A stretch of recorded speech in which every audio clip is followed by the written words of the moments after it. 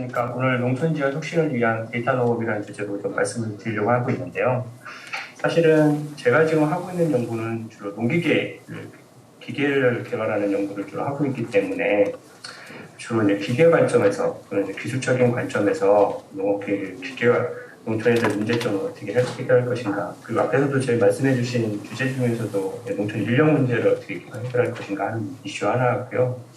또 최근에 이제 농업이 데이터화되고 있는데, 이렇게 데이터되면서 제일 문제가 앞에서도 말씀해 주신 것처럼 데이터를 어떻게 좀 체계적으로 확보를 할 것인가 하는 이슈가 더 큰 문제가 되고 있습니다. 그래서 이거에 대한 저희 생각을 좀 말씀드릴 계획입니다. 그리고 이와 관련된 지금 해외에서의 사례들을 좀 몇 가지 말씀을 드리면서 그 발표를 좀 마칠 계획입니다. 우선 저희 센터부터 좀 말씀을 드리면요, 한국생산기술연구원에서 근무를 하고 있고요. 진흥연구연구급에서 그룹장을 연구를 하고 있습니다. 저희는 전라북도 김제에 위치해 있고요. 주로 연구하고 있는 분야는 농기계 자동화에 관한 부분, 그리고 친환경 농기계에 관한 연구를 하고 있고요. 그 자율작업 농기계에 대한 연구들도 이렇게 수행을 하고 있습니다. 주로 이제 수학기계에 대한 연구를 좀 하고 있다 보니까 그림에서 보시는 것처럼 주행 트랙도 가지고 있고요. 최근에는 연구동도 증축을 해서 기존의 농업 기계화에 필요한 농기계 연구뿐만 아니라 친환경 농기계, 예를 들어서 전기구동 트랙터를 개발하는 연구라든가 자율작업 농기계를 개발하는 연구들도 활발히 좀 수행을 하고 있는 상태입니다. 제가 오늘 말씀드리려고 하는 큰 이슈는 결국 이제 데이터에 의한 농업인데요. 앞에서도 기존에 저희가 아시는 것처럼 농업은 경험에 의한 농업들을 주로 했다고 그러면, 최근에는 농업이 데이터에 의한 농업으로 급격하게 변화가 되고 있다는 겁니다. 그런 이유는 앞에서 말씀하신 것처럼 아무래도 농촌 인구가 고령화되고 있고 인구가 감소하기 때문에 이것이 가장 큰 이유가 되겠고요. 또 이로 인해서 농촌 경제가 좀 침체되고 있고요. 기술적으로는 농업 관련된 기술들이 급격하게 좀 발전을 하면서 이러한 기술들을 반영하기 위해서 디지털화 되고 있는 것이 사실입니다. 또 최근에는 가장 큰 이슈는 세계적인 기후변화도 큰 영향이 될 것 같습니다. 이에 따라서 기존에 할아버지가 하던 농업을 아들이 물려받고 그걸 다시 손자에게 물려주는 그런 경험에 의한 농업이 아니라 체계적인 데이터에 의해서 농업을 지음으로써 이런 농촌에서 겪고 있는 문제들을 해결하기 위한 노력들을 많이 하고 있는 것으로 알고 있고요. 저는 이러한 농업 중에서도 기술적인 관점에서 좀 어떻게 문제들을 해결할 수 있을 것인가에 대해서 고민을 좀 하고 있고요.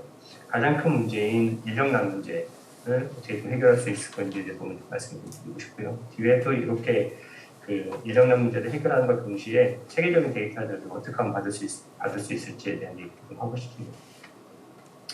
우선 농업에서 가장 큰 구성을 하는 것은 잘 아시는 것처럼 일단 땅이 있겠고요, 농지가 있을 테고, 두 번째는 기존에는 이제 땅에다가 농민들이 주로 이제 인력을 좀 제공했었기 때문에 있었고요.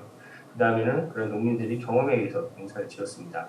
하지만 최근에는 토지 문제 같은 경우는 앞에서 경작지에 대한 얘기를 좀 하셨는데요. 경작지가 좀 더 확대되고 있고, 경지 정리를 통해서 기계화할 수 있도록 농민 아파트들이 좀 경지 정리가 잘 되고 있습니다. 하지만 경지 정리 문제 같은 경우에는 가구당 경지 문제는 평균 경지 면적을 얘기하셨었는데요. 평균 지금 수치로 나온 걸 보면 한 1.5헥타르 정도 되는 것 같아요. 1.5헥타르가 사실은 큰 것 같습니다만, 기계화하는 입장에서 봤을 때는 최소한 한 10헥타르 이상은 돼야 이 기계화했을 때 효율을 좀 극대화할 수 있지 않을까, 이런 생각들을 좀 하고 있고요.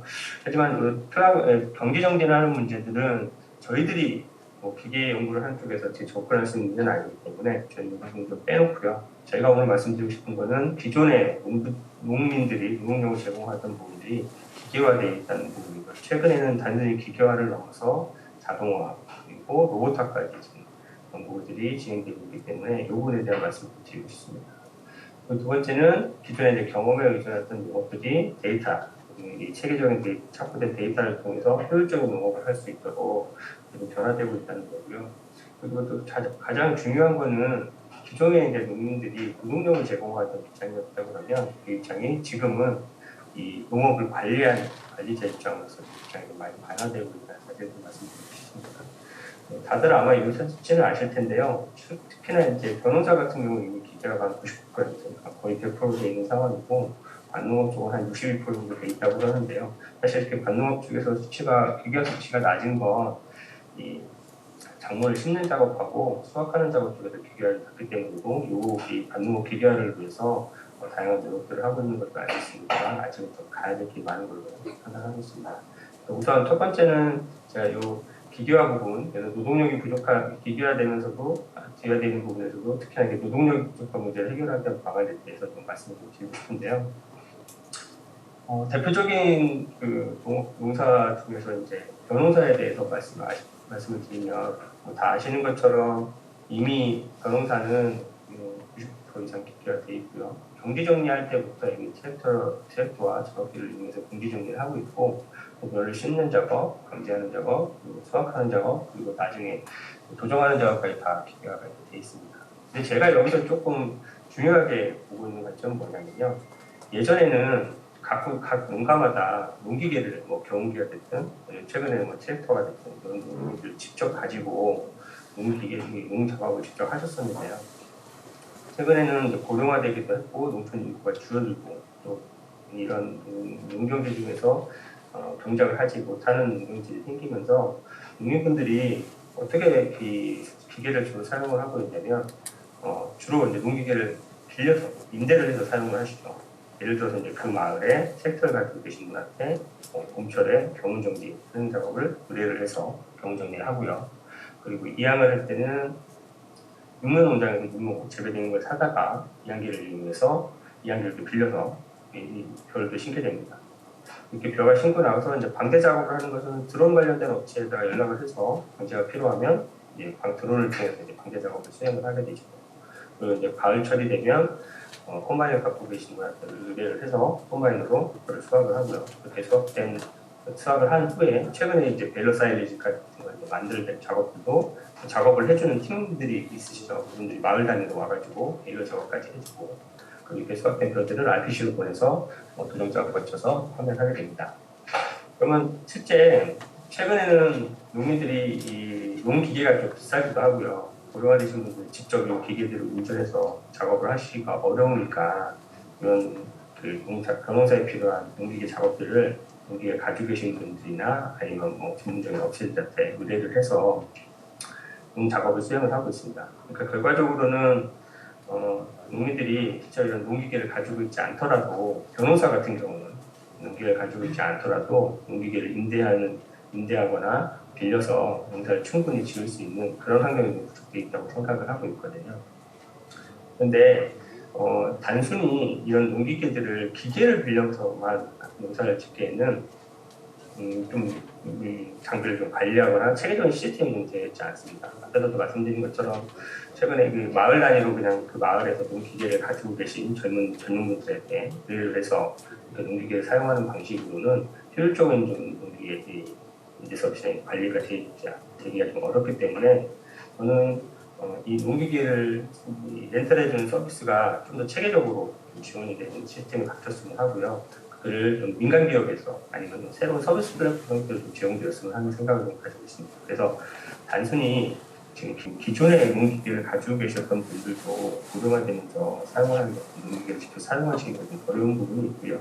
예를 들어서 주말 농장을 하시다든가 귀농귀촌을 하신 분들이 새로 유흥기계를 직접 배워서 운영하기는 좀 어려운 부분도 있습니다.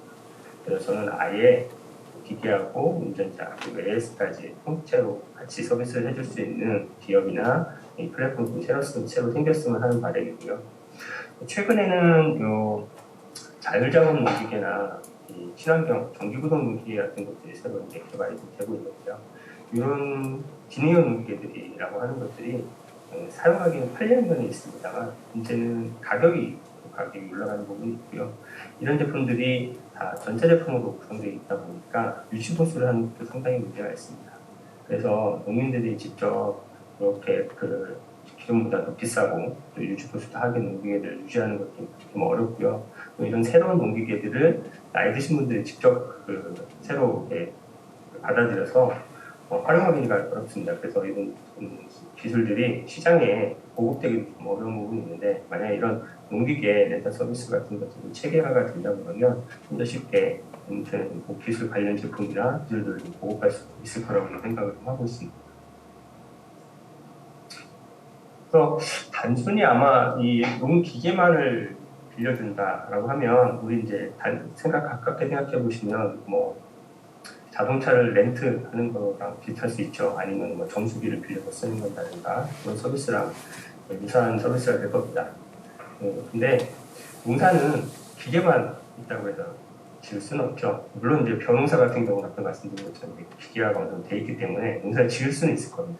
근데 농사를 단순히 짓기만 하는 게 중요한 게 아니라 잘 지어야 되겠죠. 수익이 날 수 있을 만큼요.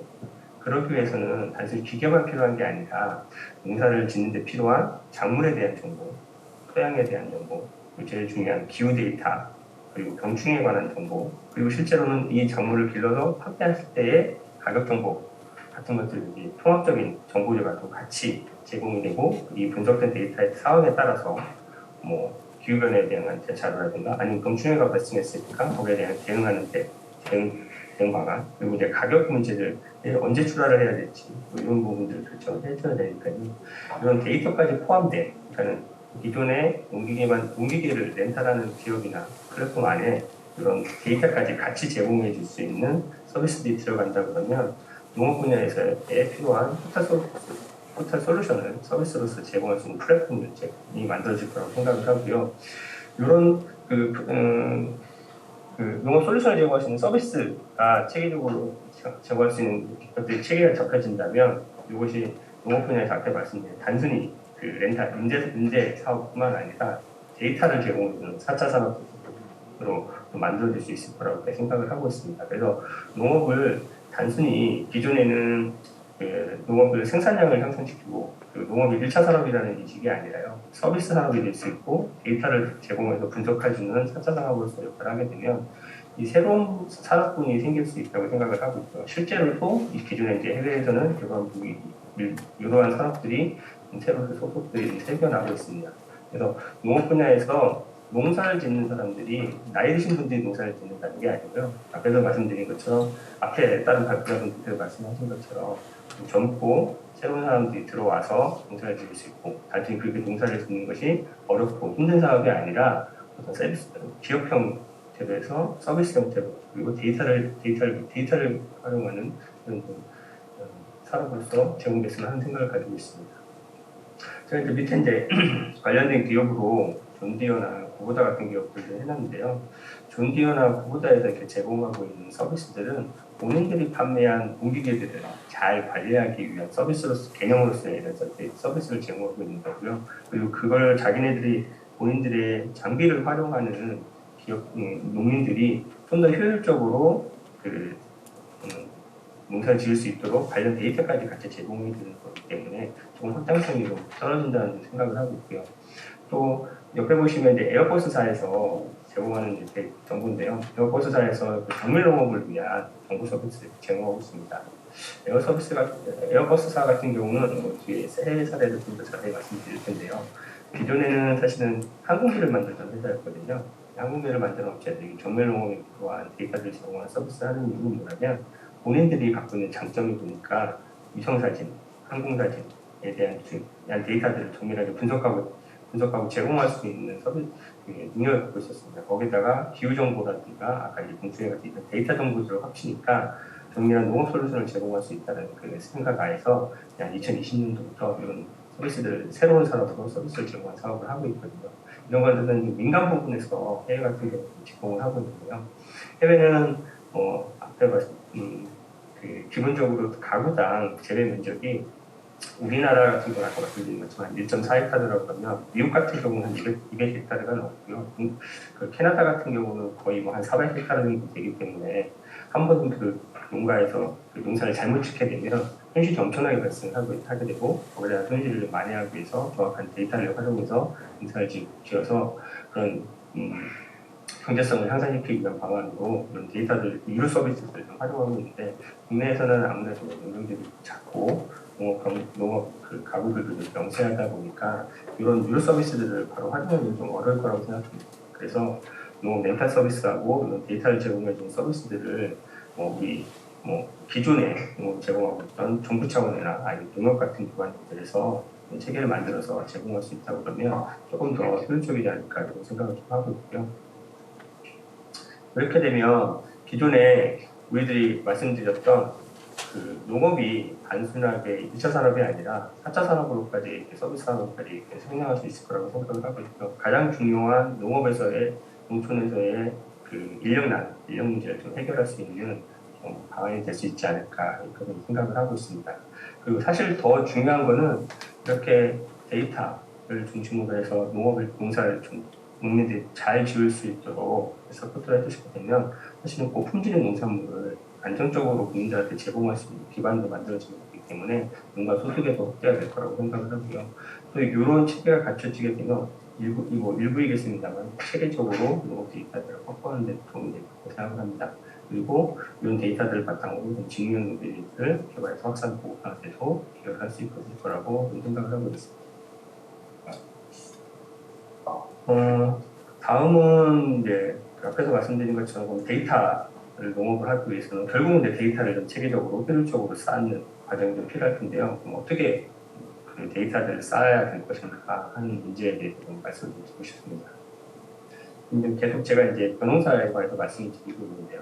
사실은 변호사가 이런 데이터를 확보하기에 현재 제일 좋은 이유는 이미 거의 100% 기계화가 되어 있기 때문에요. 데이터를 좀 체계적으로 받기에 가장 쉬운 장면이라고 생각을 하고 있고요. 그래서 그 변호사를 예를 들어서 생각을 해보면 이미 좀 기계화는 100% 되어 있기 때문에 따로 이제 새로운 기계를 보거나 이런 시스템은 없는 상태라고 할 수도 있을 것 같습니다. 그러면 우리도 변호사를 전국적으로 다 변호사를 짓지만 벼가 유명한 지역이 있죠. 예를 들어서 김제평이나 나주평에 변호사를 좀 많이 짓죠. 그러면 그렇게 벼 농사를 짓는 대대적으로 짓고 있는 곳 중에서 마을 한 곳을 아예 정해서요. 그 마을 안에다가 짓는 우리의 POC 어떤 그 개념을 실증할 수 있는 마을을 아예 설정을 하는 겁니다. 그 마을 안에서는 이미 이제 변호사를 짓고 있고 그리고 이제 기계는 이제 보급돼서 활용되고 있으니까요. 그 지역 마을 안에다가 로컬 센서들을 박아놓는 겁니다. 그러면 사실 기존에 이미 어떤 지역에 대한 일반적인 토양 데이터나 기후 데이터들은 기상청 같은 데 제공하고 있지만 그 지역만의 특수한 환경적인 특성이나 아니면 정밀한 토양 데이터들은 다를 수가 있거든요. 그런 데이터들을 지역에다 로컬 센서들 마을에다 설치를 해가지고 지역 데이터를 받아서요. 기계하고 이런 로컬 센서들하고 연결해서 텔레메트릭 기술이라고 보통 얘기를 하는데요. 그런 기술들을 활용해서 기계하고 지역 로컬 센서에서 확보된 데이터들을 연계해서 받게 되고요. 받은 다음에 그 마을 안에다가 5G나 와이파이 6 같은 이제 데이터망을 구축을 해서 텔레메트릭 시스템에서 받아낸 데이터들을 통신망을 통해서 그 컨테이너라이즈 된, 그러니까 컨테이너 타입으로 된 로컬 데이터 센터를 보내주게 됩니다. 사실 이 중에서 5G나 와이파이 6세대 같은 경우는 만약에 그 데이터 형태로만 데이터를 보내게 된다면 5G나 와이파이 6세대까지 기술 같은 건 필요하지 않을 수도 있는데요. 5G나 6세대 기술이 필요한 이유는 최근에 작물의 병충해 상태나 성장 상태 그리고 수확량 같은 것들 모니터링 상태는 이미지나 영상 데이터들을 지금 많이 활용을 하고 있고 그래야지 좀 더 정확하게 예측하는 것이 가능하기 때문에 대용량 데이터를 좀 보내기 위해서는 5G나 6세대 데이터, 와이파이 정도는 있어야 데이터 통신을 제대로 영상 데이터, 이미지 데이터를 보낼 수 있기 때문에 이런 데이터만 구축하면 좋을 것 같고요. 그리고 컨테이너 형태로 된 로컬 데이터 센터가 필요하다고 하는 이유는 생각해 보시면 우리가 변호사뿐만 아니라 농사를 지을 때 보면 1년의 농사를 거의 한 번밖에 안 짓습니다. 그렇게 되면 데이터를 1년에 한 번밖에 못 받는다는 얘기거든요. 그렇게 하면 이제 이런 시스템이나 하드웨어를 구축하는 것들이 효율성이 상당히 떨어지겠죠. 그래서 이런 데이터들을 좀 효율적으로 많이 받기 위해서는 다양한 데이터들, 연에 좀 1년 단위로 다양한 데이터를 받을 필요가 있어서 하지만 변호사 같은 이런 데이터 센터를 아예 그냥 물리적으로 어떤 지역에다 고정을 해놓는다 그러면 그 지역에서 1년에 한 번씩 데이터를 못 받는 문제가 있을 수 있습니다. 하지만 변호사를 보시면 사실은 벼를 심기 시작하는 것부터 생각을 하면 반쪽부터 심어서 이제 위쪽으로 올라가면서 심게 되고 수확할 때도 반대로 뭐 반쪽부터 수확해서 위쪽으로 올라가서 수확을 하게 되는데 컨테이너 타입으로 된 그 데이터 센터를 만들게 되면 그 컨테이너 타입으로 된 데이터 센터를 옮겨가면서 여러 개의 데이터를 1년 단위로 데이터를 갖더라도 여러 개의 데이터를 볼 수 있게 될 겁니다. 그리고 이렇게 중간에서 수입된 데이터는 메인 데이터 센터에 보내져서 분석을 하게 되고요. 이렇게 분석된 데이터들은 국민에게 직접 우리 스마트폰이나 웹을 통해서 제공할 수도 있을 수 있을 거고요.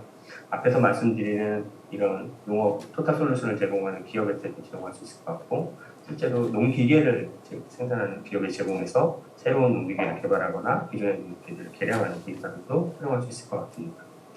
사실 전남 같은 경우는 지금 최근에 이런 데이터를 확보하는 것하고 그 연관해서 좀 중요한 그 과제들이 좀 진행이 되고 있는데요. 과기부에서 지금 인공지능 지역 확산 선도 사업이라는 것을 시행하고 있습니다. 아시겠지만 그 광주에 지금 인공지능 집적단지가 지금 23년도까지 아마 완성이 되는 걸로 알고 있거든요. 그렇게 완성된 그 인공지능 집적 단지를 연계해서 활용하는 방안으로 과기부에서 인공지능 지역 확산 선도 사업이라는 걸 수행할 계획을 가지고 있고요. 특히 이제 호남권이라고 해서 전라북도하고 전라남도를 묶어서 인공지능을 연계된 사업을 이제 추진하고 있는데요. 그 중에서 호남권에서는 에너지, 농업, 헬스케어, 자동차, 콘텐츠 이렇게 분야를 시행하고 있는데 특히 이제 농업이 호남권 지역에 포함되어 있습니다. 그래서 이런 데이터 실증 마을을 통해서 확보된 데이터들을 그 광주에 설치되어 있는 인공지능 집적단지에서 설치된 데이터 센터를 활용해서 빅데이터를 축적하고 분석해서 제공해줄 수 있는 서비스 플랫폼을 갖춘다 그러면 조금 더 효율적으로 농업 관련된 디지털 데이터들을 확보할 수 있지 않을까 이런 생각을 하고 있고요. 제가 사실 말씀드린 거는 벼를 중심으로 말씀드렸습니다만 사실은 농작물의 종류들은 상당히 다양하고 그에 따라서 사용되는 재배 방식도 다르고요. 사용되는 농기계들도 다르기 때문에 이런 데이터들을 사실 체계적으로 받는 게 어려운 점이 있거든요. 하지만 그렇다고 해서 이런 데이터들을 작물이나 별로 체계화해서 받지 않으면 실제로 쓸모있는 데이터를 받는 것도 어렵기 때문에 체계적인 데이터를 받기 위해서는 작물량 중심으로 해서 데이터를 좀 받을 필요가 있다고 생각을 좀 하고 있습니다. 일단 모든 작물을 다 할 수는 없을 테니까요. 주로 이제 우리나라 같은 경우는 그 집적단지겠죠. 주산지라고 해서 예를 들어 배추를 많이 생산하는 지역이 있고요. 감자를 많이 생산하는 지역이 있고 사과를 많이 생산하는 지역이 있을 겁니다. 그렇다 그러면 배추라고 그러면 배추를 많이 생산하는 해남 지역 어디다가 마을을 설정을 해서 그 마을에서 그런 데이터들을 그 마을에서 이 특정 마을을 설정을 해서 그런 데이터를 체계적으로 좀 확보를 하고요. 또 이렇게 활용된 데이터 중에서 아까 말씀드린 것처럼 이제 반농업 기계화 쪽에 이제 기계화가 제일 안 돼 있다고 말씀드렸었는데 그 중에서 심는 기술하고 수확하는 기계들이 안 돼 있다고 말씀드렸는데요.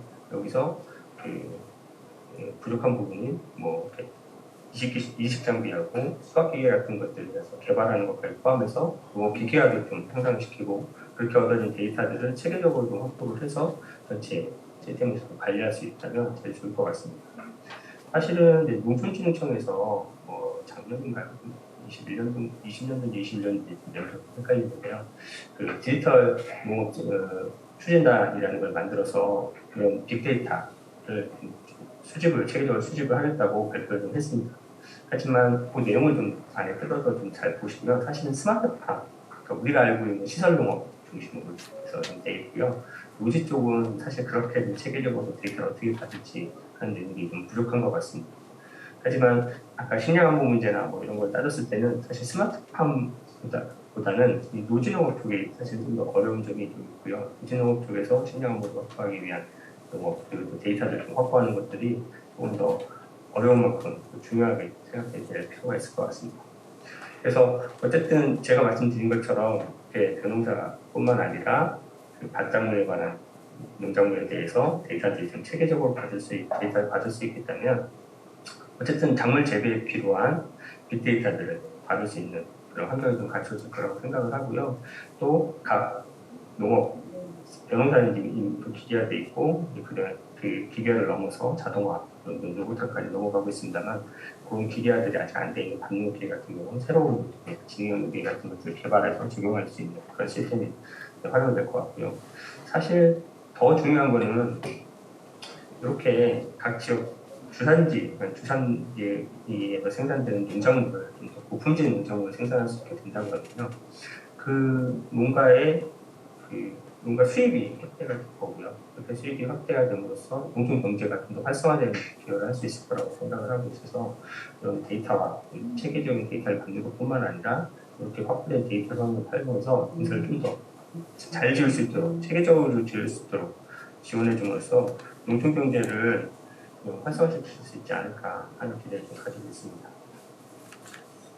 그리고 기후변화에 대한 얘기를 꼭 이 데이터와 데이터를 중심으로 농업 쪽에서 말씀을 드리지 않을 수가 없는데요. 데이터를 보시면 1960년대 그 과수 농사를 짓던 재배하는 지역이 2010년대에는 북쪽으로 많이 올라갔죠. 그리고 이제 사과나 포도 같은 걸 예를 들어 보시면 뭐 아직 조금 더 시간이 많이 있는 것처럼 보입니다만 재배 지역이 기후가 상승함에 따라서 계속 감소를 하고 있습니다. 뭐 재배 지역이 감소하는 작물만 있는 건 아니죠. 반대로 재배 지역이 증가하는 작물도 있습니다. 대표적으로 귤 같은 경우는 예전에는 제주도에서만 재배한다고 생각을 했습니다. 지금은 남해안 지역 다 재배를 하고 있고 시설 안에서도 재배하는 것도 있습니다. 그러면 결국은 생각해 보시면 이런 기후 변화로 인해서 작물 재배를 할 수 있는 환경이 좀 바뀌고 있다는 뜻인데요. 그렇다고 해서 그 농민들이 그 재배 환경에 맞게 자기 거주지를 옮겨서 농사를 지을 수는 없는 상황이니까요. 본인이 농사를 짓는 지역은 그대로 있고 재배 환경은 바뀌고 있으니까 그럼 농민이 결정할 수 있는 건 뭐냐? 재배 방법을 작물을 바꾸지 않을 거면 재배 방법을 바꿔야 될 거고요. 아니면 아예 재배 작물 자체를 바꿔야 될 거고요. 그러면 농민이 기존에 재배하던 작물이 아닌 새로운 작물을 재배를 하게 되면 아무래도 다양한 교육도 필요할 테고 시행착오도 겪게 될 거예요. 근데 이런 시행착오나 새로운 작물을 재배하는 방법을 배울 때 체계적으로 데이터가 확보된 상태에서 데이터를 이 작물 재배하는 기술을 전수받는 것과 그냥 경험에 의한 데이터를 받아서 시행착오를 거치면서 배워나가는 거하고는 농민들이 겪는 피해 상황이나 아니면 경제적인 혜택 상황들이 많이 차이가 있을 겁니다. 이 체계적으로 데이터들이 확보된 상태에서 재배 방법이나 작물을 바꾸게 되면 이런 시행착오를 많이 줄이고 새로운 작물을 성공적으로 재배할 수 있는 그런 체계도 만들어질 수 있지 않을까 그런 생각을 하고 있어서요. 기후 변화에 대응하는 데 있어서도 데이터를 통해서 중심으로 하는 농업을 하는 것이 매우 중요하다는 말씀을 드리고 싶었습니다. 저희는 좀 해외 사례를 좀 간단하게 좀 말씀을 좀 드리려고 몇 가지 사례를 좀 가져왔는데요. 첫 번째는 이제 존디어가 되겠습니다. 존디어에서는 좀 AMS라고 해서 아마 잘 아실 텐데요. 우리가 저 매니지먼트 솔루션이라고 해서 농기계 유지 보수, 보장 진단뿐만 아니라 날씨나 토양, 재배법, 그리고 관계 시스템 을 연동하는 서비스들을 제공을 해주고 있습니다.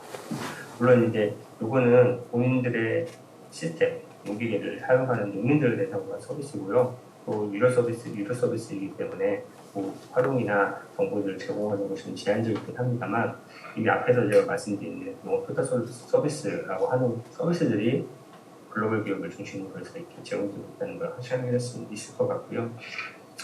이제 존디어에서는 이제 오퍼레이션 센터를 운영하면서 다수의 농적 데이터를 조사하거나 분석이 가능한 오픈 플랫폼들을 제공을 하고 있어서 본인들 섹터뿐만 아니라 타사에 있는 섹터, 농기계라는 쟁점들도 이용해서 사실은 이제 이런 데이터를 같이 활용할 수 있도록 그런 서비스를 좀 제공하고 있는 상태고요. 이런 서비스들이 아마 점점 제공하는 것들이 확대를 시키려고 노력을 하고 있는 것 같습니다. 그래서 존재에서 오퍼레이션 센터에서는 수집된 농경지나 작업기, 작업물 생산 환경에 대한 정보를 분석하고요. 이를 향후 농작물 계획 농사들 계획을 수립할 때 반영할 수 있도록 해주고 있습니다. 그러니까 뭐 예를 들어 뭐 단순하게는 그런 거죠. 농민이 작년 봄에 언제쯤에 제기 작업을 했으니 금년에도 언제쯤 제기 작업을 하시고 있습니다. 네, 작년에는 토양 환경이 옆에서 보시는 것처럼 질소가 부족한 부분이 어떤 부분이었는데 금년에는 질소나 비료가 필요한 부분이 어떤 부분이 비료를 얼마 정도 사서 어떤 부분에다가 비료를 주게 되면 그 생산량을 얼마까지 향상시킬 수 있다는 그런 예측 자료까지 제공하는 것을 목표로 하고 있습니다. 그뿐만 아니라 GPS 데이터를 통해서 앞에 말씀드린 것처럼 시스템을 설정하고 사용량이나 성능 같은 걸 조회해서 농업에 관계된 모든 데이터, 가능한 모든 데이터들을 농민한테 제공하려고 하는 시스템을 제공하고 있고요. 그리고 베일러 작업을 하는 거에 데이터라든가 아니면은 자율주행이나 자율작업을 통해서 이 방제 작업이나 아니면은 비료를 주는 작업들을 해서 수확량을 얼마나 향상시킬 수 있을지 하는 데이터를 제공을 해주고 있고요. 그리고 실제 수확량 모니터링을 할 수 있는 이런 시스템도 같이 연동을 해서 앞에 이런 제공됐던 시스템을 통해서 얼마나 수확량이 좀 향상됐고 수확량을 얼마나 갖고 있는지 같은 것들도 예측할 수 있도록 데이터를 같이 제공하고 있습니다. 그리고 저희랑 가장 가까운 그 나라에 있는 모다 같은 경우에도 모다 스마트 어그 시스템이라는 걸 이용해서 자율주행 농기계하고 있는 팜파이어 시스템하고 IoT 기술 등을 활용해서 농기계 관리, 포장 관리, 작업 기록, 재배 이력, 경험 분석 등에 대한 데이터를 제공하고 있거든요. 이쪽에도 구부다에서 들어가는 케이서스 시스템에서도 단순히 농기계에 관련된 유지보수에 관련된 그 시스템뿐만 아니라 농업에 필요한 토양 데이터나 환경 데이터 같은 것들을 추가적으로 같이 연동을 해서 종합적인 데이터들을 같이 제공할 수 있는 시스템들을 이렇게 구축해서 활용하려고 노력을 하고 있고요. 이런 것들이 단순히 기계에만 한정되는 게 아니라요. 공사를 짓는 데 필요한 모든 시스템. 그러니까 앞에서 이제 물 관리하는 것부터 시작해서 이제 수확하고 그다음 판매하는 것까지 체계를 연동을 해가지고 종합적인 데이터를 제공하기 위한 연구들을 수행을 하고 있습니다. 그뿐만 아니라 이제 농업 솔루션 자체를 제공하는 기업들도 많이 있는데요. 일본에 있는 키메틱스 같은 경우는 미쓰비시 코퍼레이션하고 이제 히타치에서 공동 출자받는 회사인데요. 드론을 이용해서 농작물 색상을 분석을 해서 그 농업 생산량 같은 것들, 농업을 예측하는 가로화라 서비스를 제공하고 있습니다. 생육 진단을 하는 건데요. 작물의 생육 하나의 상황이나 질병, 해충, 잡초 등 농지의 상황들을 사진으로 분석해서 데이터를 제공하는 건설을 시행을 하고 있고요. 클리메이트 같은 경우에는 기후 예측 모델을 통해서 약 250만 개 이상의 지역 기후 정보들을 조사하고 활용하는 필드 뷰 서비스, 미러 서비스를 제공하고 있기도 합니다. 그리고 IBM 같은 경우도 컴퓨터 회사라고 아시고 계실 텐데 IBM에서는 자사의 AI 컴퓨터를 활용해서 컴퓨터인 웨스턴 기반 농업 솔루션 서비스인 웨스턴 디시전 플랫폼이라는 것을 제공하고 있고요. 이 플랫폼에서는 이제 IoT, 기상 데이터 등을 이용해서 수확량 예측이나 관리, 농작물 질병 예측, 그리고 관리나 작물 상태 모니터링 등의 정보를 제공해주고 있습니다. 또한 엑스텐드 같은 데는 CNH 스티어의 애프터마켓으로 정밀농업 솔루션 브랜드를 제공하는 곳인데요. 이것도 CNH는 글로벌 농기계 회사죠. 각종 정밀농업 솔루션을 개발하고 CNH에서 SF에 있는 클라세나 스티어, 뉴올랜드의 정보를 제공할 수 있는 그런 기능들을 가지고 있습니다. 그래서 여기서 제공하는 것 중에서 팜 익스텐드라고 해서 정밀농업 애플리케이션을 통해서 3개의 현장 센서를 활용해서 기상 정보를 수집해서 제공하는 제가 말씀드린 로컬 센서 같은 역할을 하는 거죠. 그런 로컬 센서를 활용해서 재배 지역에 대한 여러 가지 데이터들을 같이 제공해주는 서비스도 수행하고 있습니다. 그리고 이 엑스텐더 같은 경우는 소일 익스플로러라고 해서 토양 상태를 모니터링하는 그런 기술도 갖고 있는데요.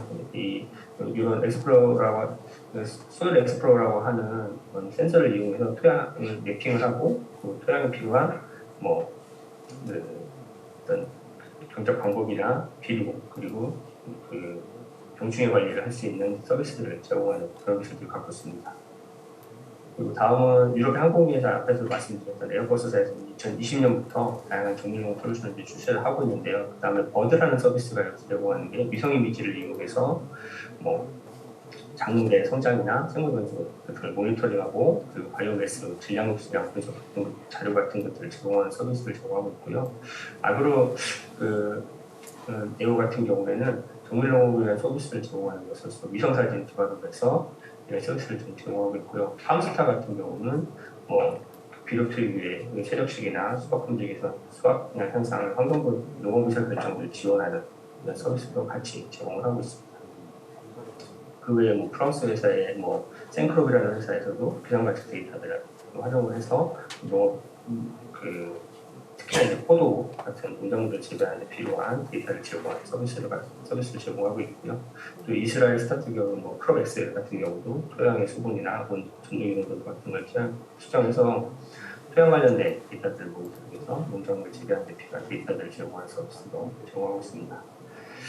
이번에 이제 이런 농업 솔루션을 제공하는 글로벌 기업들이 생겨나고 있다는 말씀이시고요. 이런 서비스들을 제공하는 기업들이 생겨나고 있다는 얘기는 결국은 이런 서비스를 제공받는 농민이나 아니면 농업 기업들이 이런 서비스를 통해서 좀 더 효과적으로 농사를 지을 수 있고 농업 생산량들을 향상시킬 수 있기 때문에 비용을 지출하고 있는 서비스를 쓰는 거거든요. 그래서 이런 데이터를 활용한 기존의 체계적으로 축적된 데이터들을 활용을 하게 되면 이런 농업 서비스라는 새로운 산업을 생길 수 있다는 말씀이고요. 또 이런 현상들이 글로벌적으로 세계적으로 좀 구체적으로 기업 형태로 서비스를 제공되고 있기 때문에 곧 우리나라에서도 이런 형태의 서비스들이 진출하게 될 거라고 생각합니다.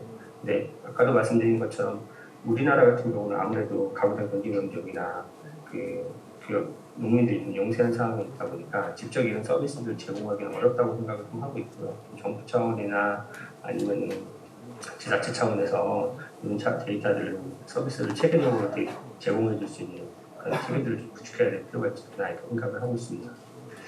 마지막으로는 친환경 농기계에 대한 이슈인데요. 지금 친환경 농기계들이 이미 전기구동 농기계죠. 그 중에서도 전기구동 트랙터가 되겠는데요. 이미 좀 상용화돼서 판매가 좀 되고 있다는 말씀을 드리려고 간단히 답변을 하겠습니다. 솔레트랙이라는 곳에서 이미 전기구동 트랙터 30만원급, 40만원급, 70만원급을 이미 상용화해가지고 판매를 좀 하고 있고요. 모나치라는 곳에서도 약 70만원급 전기구동 트랙터를 상용화해서 미국에서 이제 판매를 하고 있습니다. 그래서 저희들도 이거는 좀 앞에서 지금 말씀해 주신 것처럼 탄소 중립 문제하고도 이슈가 있기 때문에 저희들이 전기구동 트랙터에 관한 연구를 시행을 하고 있고 내년에는 이제 농림부 과제로 아마 대형 과제 전기구동 트랙터를 개발하는 과제로 나올 것으로 알고 있습니다. 네, 이상 간단히 발표를 좀 마치도록 하겠습니다.